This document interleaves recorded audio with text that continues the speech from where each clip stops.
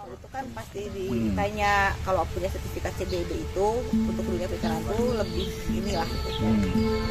Ya, paham lah harus ada sertifikasi sih.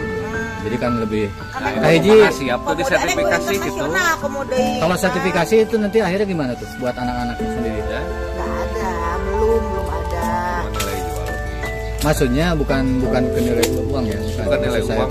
Jadi cara kerja mereka, saya itu tanyakan itu, apakah dengan cara sertifikasi ini mereka sanggup nggak teman-teman ini? Kan berarti harus saya komunikasikan lagi.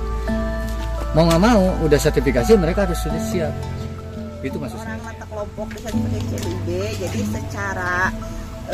secara tertulis bahwa kelompok atau perorangan itu sudah melaksanakan prinsip-prinsip budaya yang baik. Ya, kalau itu mah jadi masalah sih. Cara budaya yang baik sebetulnya pada dasarnya itu CBIB itu lebih pada memang implementasi yang sering dilakukan sehari-hari, plus memang ada beberapa aturan-aturan baku seperti misalkan harus ada bak reservoir, lalu mungkin ada sebelum pembuangan, itu kan hal-hal memang yang bisa dikondisikan kalau belum ada Pak ya. Jadi intinya sih menerapkan prinsip budaya ikan itu yang benar. Misalkan pakannya tidak menggunakan limbah atau misalkan bangke-bangke, lalu juga dari segi pembiasaan juga terjaga dari misalkan binatang-binatang gitu. Lebih ke sebetulnya modifikasi sedikit dari yang biasa dilakukan asal mau aja. Lalu tambahannya lagi mungkin namanya sertifikasi itu kan identik dengan pencatatan, recording. Jadi biasanya kalau yang mau disertifikasi nanti kan ada form yang dimasuki, nanti data-data yang diambil, kemudian itu persiapan adalah kita membuat recording atau misalkan pencatatan dari kegiatan produksi yang dilaksanakan. Misalkan kalau pakan itu ada penggunaan pakannya per hari berapa, nanti panen seperti apa, ketika penggunaan obat itu berapa yang digunakan obatnya, apa yang obat yang digunakan, itu kan misalkan Pak ya. Lalu juga mungkin nanti tuh dengan sertifikasi ini ketika misalkan dapat nih Pak sertifikasi, jadi kita tuh bisa mengklaim bahwa produk yang dihasilkan adalah produk yang betul-betul sudah sesuai dengan kaidah cara budidaya yang baik. Jadi menunjang ke keamanan pangan nantinya. Jadi produknya lebih bermutu dibanding kalau yang enggak ada sertifikasinya. Jadi ini secara nilai ekonomi langsung belum Pak ya, memang belum ada manfaatnya, mungkin belum ada juga perbedaan kalau yang udah CBIB harga jual jadi tinggi enggak juga. Belum ke situ, tapi setidaknya ini jadi bekal Pak. Bahwa ke depan namanya usaha itu kan penuh dengan permintaan pasar kan sekarang makin rewel, makin tuntutannya makin tinggi. Nah, apalagi syarat-syarat biasanya gitu. Misalkan untuk pengiriman atau ke depan ini menjaga ini jadi besar, itu pasti mutlak diperlukan sertifikasi CBIB-nya. Kita bismillah bareng-bareng Pak. Maksudnya ketika pun mungkin sekarang di sertifikasi masih gagal, nanti kan ada catatan tuh apa yang kurang-kurang nanti diperbaiki, nanti diajukan lagi untuk tahun depan. Ya nggak apa-apa, ada sambil belajar lah ya Bu. Nggak ada salahnya sih dicoba. Ya, ada ini mah kan untuk peningkatannya nanti ke depannya. Peningkatan kualitas. Jadi kan ketika misalkan Saudian di sini kan sudah banyak terekspos untuk pemberdayaan masyarakat, tapi dari segi teks juga ada nilai lebihnya loh. Ini juga kita ada itu lagi jadi proses sertifikasi gitu. Kita udah ekspos sudah kemana-mana, harus didukung dengan syarat-syarat itu Kak. Jadi mereka pas waktu ini udah seperti ini, udah. Ini seperti ini, udah. Jadi lebih ini.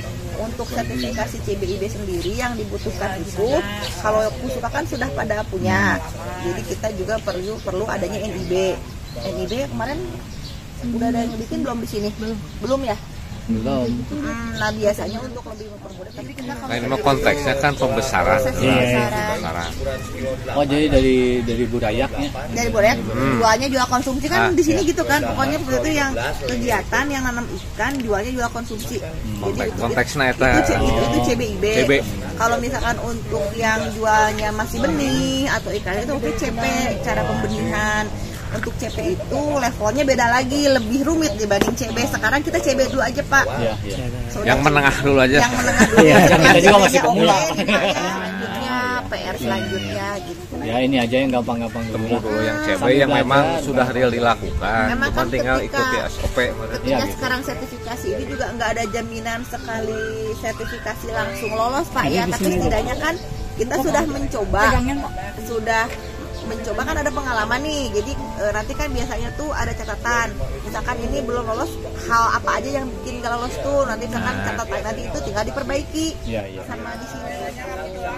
Ya berarti Pending dulu, nanti diajukan lagi untuk tahun berikutnya. Nggak apa-apa, sambil belajar gitu kan ada penaikan tingkat nanti. Iya.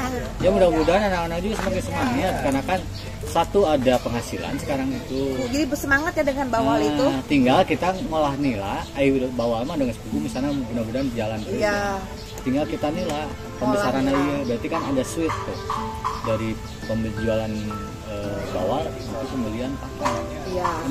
Jadi kita perputarannya terus kan.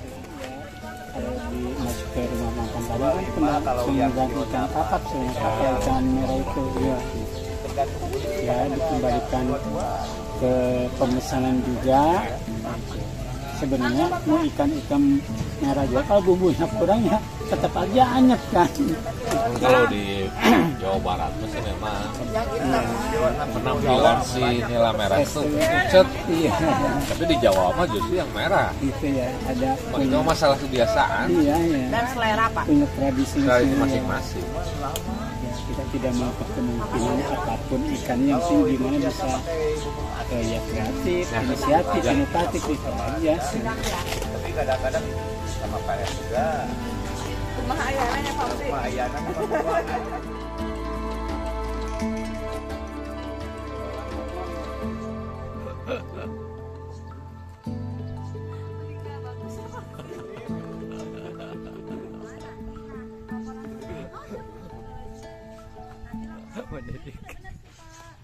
Asli penyuluh bener.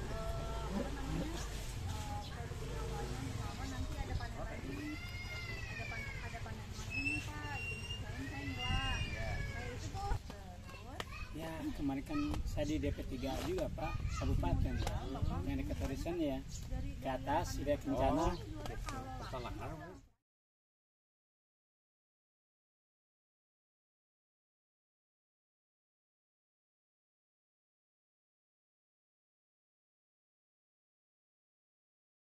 Kan sama pakan juga ya, emang iri tuh sama 20-30 hari Pak udah panen kita.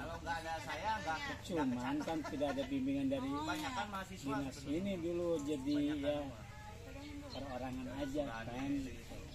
Kayak bawa dulu kan nyampe benar itu patung perak Pak, saya sekali nanam berapa? 100.000 saya nanam. Itu dia cepat Pak, 20 hari udah panen. Kita ngitung ukuran kan ada yang setengah ya sein up 3/4 dulu bagus Pak. Kita sebulan nyampe dapat masih ada dia yang itu dulu pas siapa sampai 10.000 ikan saya nggak dibayar Pak, mati laporannya udah mati kan, jadi bingung Pak. Jual ikan hidupnya. Iya, 1 juta kalau dibanding sekarang berapa benar Pak, udah capek bawa apa saya plus Pak, bawa sendiri, packing sendiri itu. Makanya ketika kita ada gini ya sedikit banyak saya punya lah ilmu ya gitu. Kayak kena white spot harus seperti gimana, karena sama PK sama garam kan itu.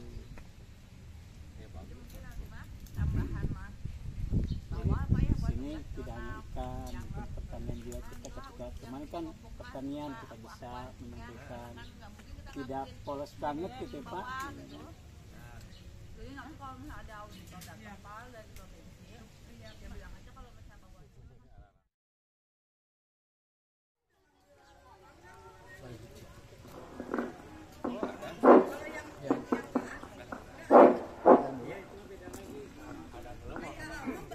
Kang nuhun ya. Nuhun. Hayya 'alas shalah.